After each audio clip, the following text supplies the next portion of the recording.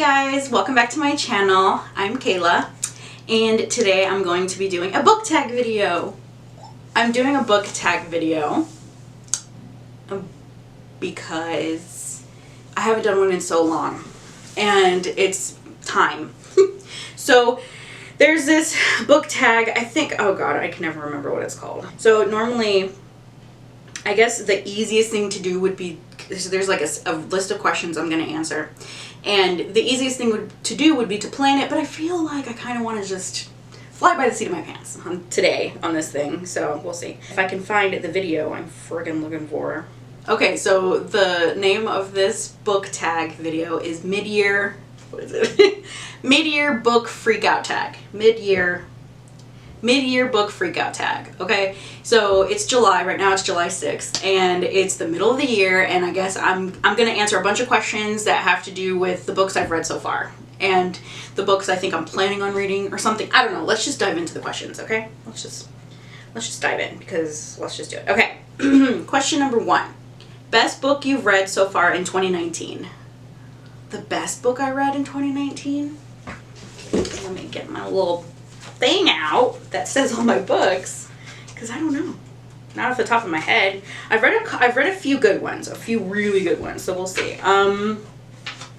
So I've read 1, 2, 3, 4 5-star books so far. What was the question? The best book I've read so far in 2019. Oh god, this is really hard. I don't know how to answer this. I overthink everything. Oh my god. The best book I've read so far this year. I'm gonna have to say, I'm gonna have to get the book. Hold on. Okay, so I'm just gonna pick this one. Okay, so the best book I've read so far in 2019, the one I'm going with is American Psycho by Bret Easton Ellis. I didn't even give this book 5 stars. But I will choose it for the best book I've read so far because, oh yeah, my dog's a part of it. Anyways, I'll link my book review of this in the description box because it really goes into all details what I think about this book. But I will pick this one for the best book because I feel like it is the most memorable. It had such an impact on me. It was so unique.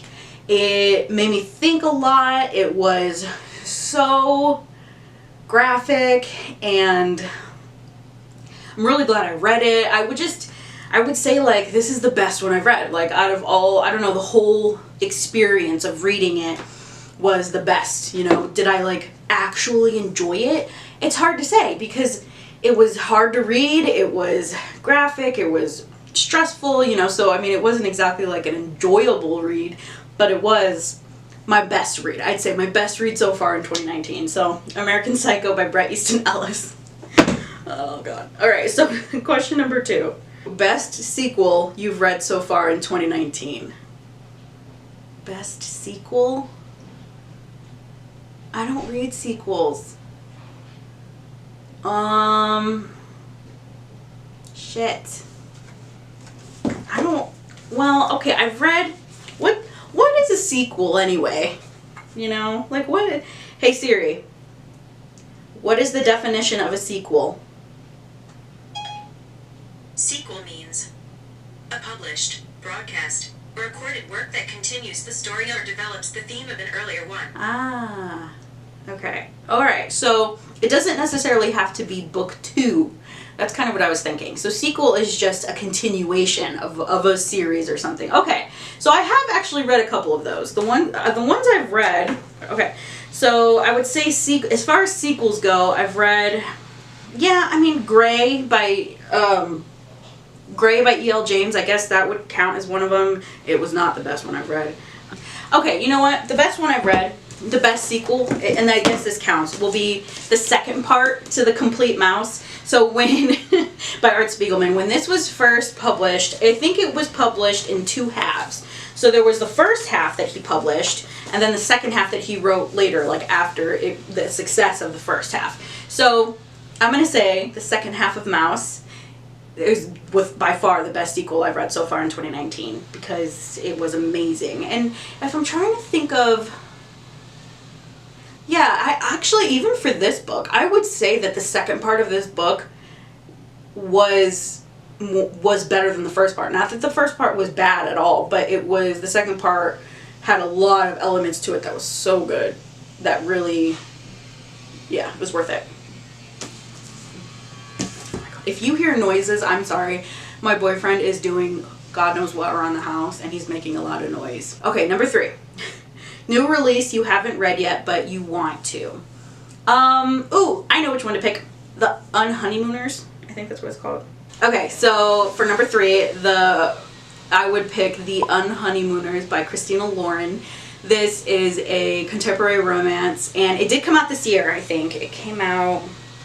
It was published in May, and it's July right now, so it came out fairly recently.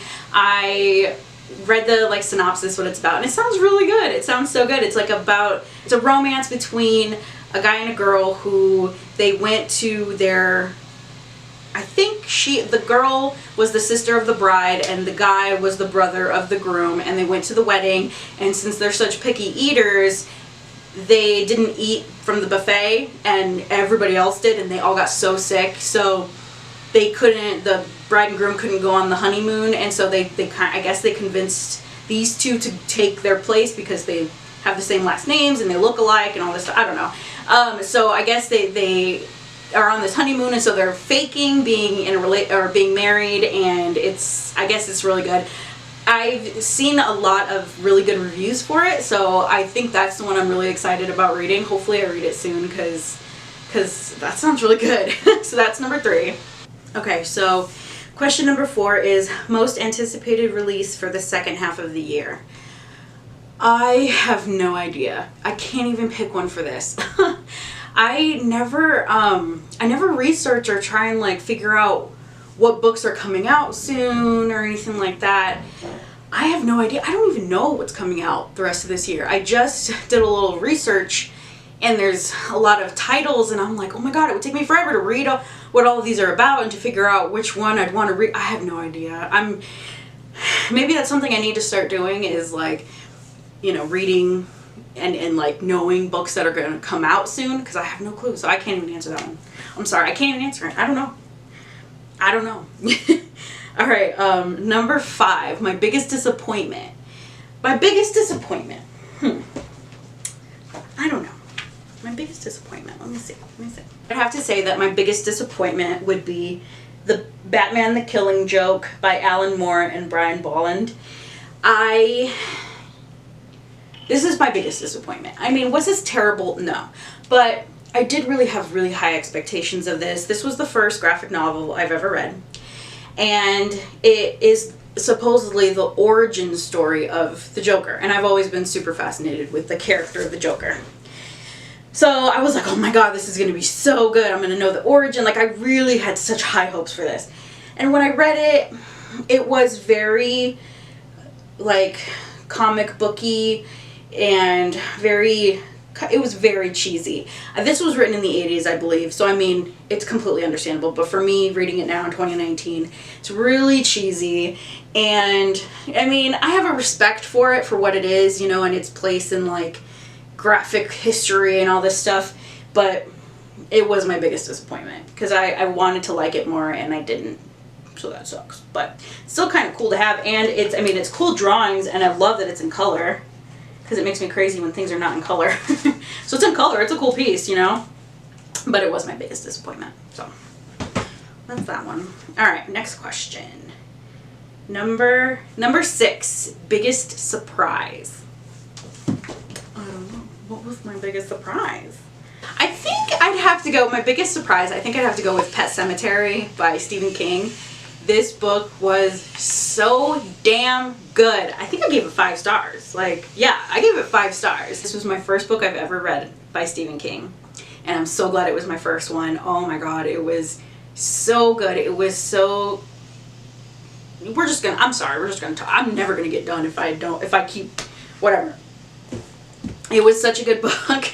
It was my first Stephen King. It was such a page turner. I don't have a lot of experience reading horror, but oh, I loved this one so much. I loved the characters, I loved the storyline, I loved the history of the storyline, I loved how, up it was. Like, to me, it wasn't so much scary in like the very boo, you know, kind of scary. It was more like disturbing and like, oh my God, what if this were to really happen? You know, it was one of those that really like fucked with your mind. So, oh, it was so good. And then I've been wanting to read it, but then also the Pet Sematary movie the remake was coming out. And so I was like, okay, I'm going to read this book and then I'm going to go see the movie. The movie really sucked. I did not enjoy the movie at all. But, I mean, the book was amazing. So I'd have to say that was my biggest surprise because I've tried reading a Stephen King before. I tried reading Salem's Lot back when I was a teenager. And it was okay. I only got halfway through it, but I didn't finish it, you know? So I was like, maybe Stephen King isn't necessarily for me, you know? Pet Sematary, that was so good. So it was my biggest surprise. I didn't expect to like it as much as I did. At all. But it was so good. Number 7, favorite new author, debut or new to you? I'm gonna have to go with Stephen King on this one. So Stephen King's been around forever, but he's new to me as far as like I said, I've only read one of his books and it was so good. And I would say that like, since I gave it 5 stars, I loved it. And he has so many other books out there, all different kinds. Like, yeah, I think they're all horror, but they're all so different, like, in plot and all that stuff. So I'd say he's probably my new favorite. I haven't picked up anything else by him yet because I'm still really carefully researching what books he wrote, and that way I can pick one that I'm really interested in reading. So yeah, so I'd have to say Stephen King. So funny, new favorite author is one that's been around for decades. But of course, I'm late to the party. That's fine. It's okay to be late to the party. All right. Next question. Number 8. Newest fictional crush. Newest fictional crush.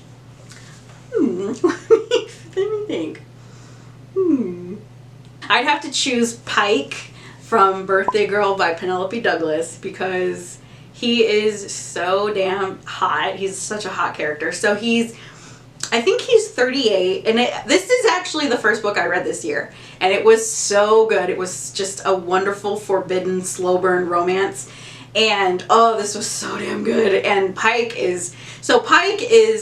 he's 38, and the love interest, she's like 18 or 19 or something like that. So it is forbidden love, and also like she's dating his son, and it's just, but it's so good. It's so good. So Pike is 38 years old. He's like described, he just sounds so hot. I think he runs a construction company, so he's like ripped, and he's just so adorable, and I just love his personality. He'd probably be my fictional crush. Also because I have a thing for older guys. I always have. I'm 27, and my significant other, my boyfriend, he's 38.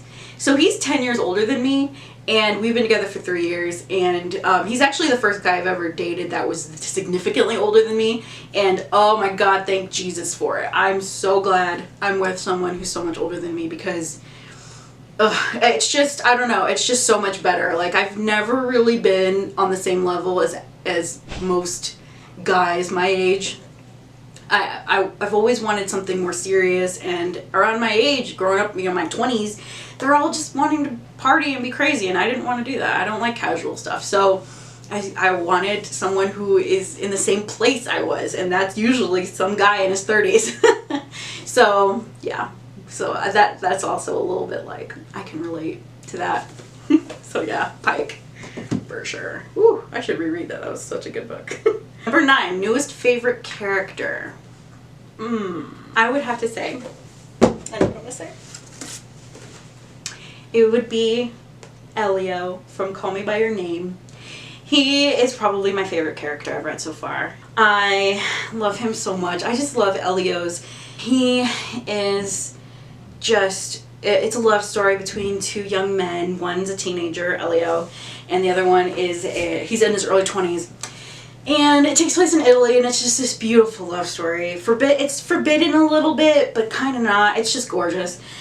The movie's good, the book's amazing. I'd have to say that Elio, though, out of all the books I've read so far, he's my favorite character because he has just, I love his mind. He's our main character. I think it's in first person. We go along with him. Yeah, it's first person. We go along with him. We're in his head.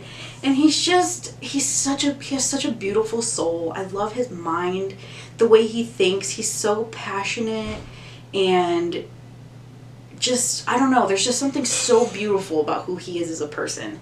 And I loved going along with him in his head and being along for this ride, you know. Oh, it was so good. I love him so much, Elio. Elio. And I love the actor who portrayed him in Call Me By Your Name, Timothy Chalamet. Oh my god, I love him too. He's amazing. Dexter, come here. I want to show people my Great Dane. This is my Great Dane. Dexter. Can you say hi to the camera over here? Dexter, come here. Come here. He's too big. He doesn't fit in the frame. But anyways. Hi. Yes, I know. But I'm almost done. Alright. Okay, gotta get out. Dexter! You have to get out. Come on. Out. Out. Out. I wish that he... I don't know, I want more books that feature Elio, because I would just love to be in his head and go along with him throughout his life. I love him very much. So, Elio. Question number 10. A book that made you cry. I cry for everything. I'm a crier. Actually, I only read one book that's made me cry. That's weird. Usually, I read things that make me cry all the time. Or maybe that's just movies. I watch a lot of movies that make me cry. But the only book so far that's made me cry has been Call Me By Your Name by Andre Aciman. This book is... It's such a beautiful love story, you know? And the ending made me cry. I fell in love, like...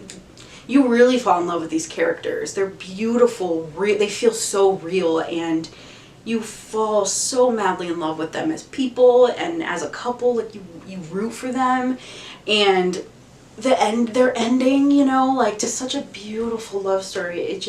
It made me cry. Like I really cried when I read this. So yeah, this is the only one that's made me cry so far. I need to pick some more books that are gonna break my heart. You know. Number 11, a book that made you happy. Maybe I'd go with probably The Hardest Fall by Ella Maisie. I would probably go with The Hardest Fall because it was a really good love story and there was some really good parts to it that made me smile, and it was, I wouldn't say lighthearted, but it wasn't dark or anything. It was almost lighthearted. It had its moments. So that's probably the book that's made me happy. The other books, I don't know if I could say that they made me happy. Like American Psycho, like that did not make me happy. Call Me By Your Name made me cry. You know what I mean? So The Hardest Fall, that one, I'd say that one. I'd have to pick that one. Okay, that one. Number 12. Favorite book to film adaptation that you've seen this year?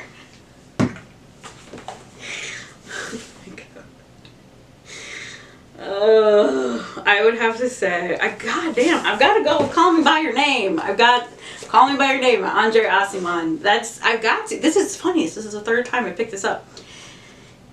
This book was beautiful. The movie was beautiful. The characters are beautiful. Everything was beautiful. I completely loved the book and I completely loved the movie. You know, were they different? Maybe a little, but not in huge ways. Not that I'm remembering, but oh god, it's so beautiful. The movie is so beautiful. It was beautifully done. There are times where I enjoy the movie more than the book. There are times where I enjoy the book more than the movie. And there are times where they're kind of equal. And this is one of those times where it's kind of equal as far as I love them both, you know? So, Call Me By Your Name, Andre Aciman. Number 13, favorite review you've written, booktube or written? Favorite review. Okay, I would have to say my favorite review would have to be American Psycho by Bret Easton Ellis. The booktube review I gave, oh, I just loved it. It's really long, it's really detailed and in depth, and I'll link it in the description. I love it. And I don't know if other booktubers do this, but I watch my videos all the time.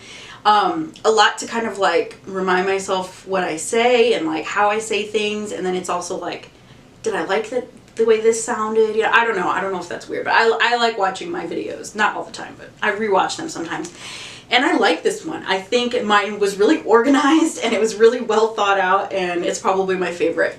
I had a lot to say about American Psycho. Like, I couldn't wait to do this review. So, American Psycho, that's the one I would pick. For sure. Number 14. Most beautiful book you've bought so far this year or received. The most beautiful book? Most beautiful? I don't know. Do I have beautiful books? Ah! I know. I'll just pick this one because this is what I'm thinking. I would have to say this. Hemingway in Love, His Own Story, a memoir by A.E. Hotchner. I would say this is, I actually got this yesterday from a used bookstore, and ooh, see, originally this is $20. I got this for $1. Mm-hmm.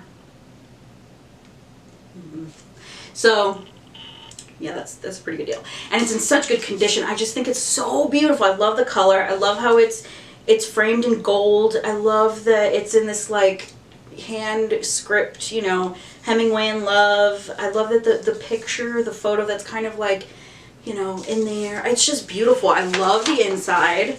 It has like his writing. It's just beautiful. It's a beautiful little, you know, book. I'd have to say this is probably the most beautiful one I can think of. Most of the other books I have, they're not really pretty, and I haven't gotten to that point yet where I'm buying beautiful editions of books. I just not there yet because I have such empty shelves. I'm just trying to get books I like. I don't know. This is probably the most beautiful one I can think of. It is beautiful. Okay. Next question. We're almost done here, y'all. Yeah, this is number 15. This is the last one. What books do you need to read by the end of the year? What books do I need to read by the end of the year? None. I don't need to read any books by the end of the year. I don't need to read any books by the end of the year. There's a lot of books I want to read this year. I don't have any books that I need to read by the end of this year. But like I said, there's a lot of books I want to read by the end of this year. I think I want to read all of the Girl with the Dragon Tattoo books. I definitely want to read those this year. I'm in that mood. I want to read a lot more romance. I want to read more classics. I don't know. I don't have an answer for that one. I don't have to do anything. Don't tell me what to do. No. I don't know. There's a lot of books I want to read by the end of the year, but I don't have to read any more. Anyways, okay. That is the mid-year book freakout tag, and I hope you liked it. It was kind of fun to do, actually. I'm glad I didn't plan for... I don't like planning these because, I don't know, it's kind of fun to kind of read the questions as I go and be like, huh, I don't know. You know, I don't know. I'm weird. So yeah, I hope you like this. If you did, please like and subscribe. All my social media and stuff is in the description box if you want to follow me on Goodreads or Instagram or Twitter. Twitter I'm not as much on, but Goodreads and oh my god, can I talk? But Goodreads and Instagram I'm on a lot. And yeah, so I hope you like this video, and I will see you guys next time. Bye. Hold on, I'm gonna have to do like some research. Oh my god. Phone, stop. You hear that? He knew I was gonna record videos, I swear. He makes me crazy. You know, let's just wait till he's done. My phone is just, I'm done with my phone. Hold on.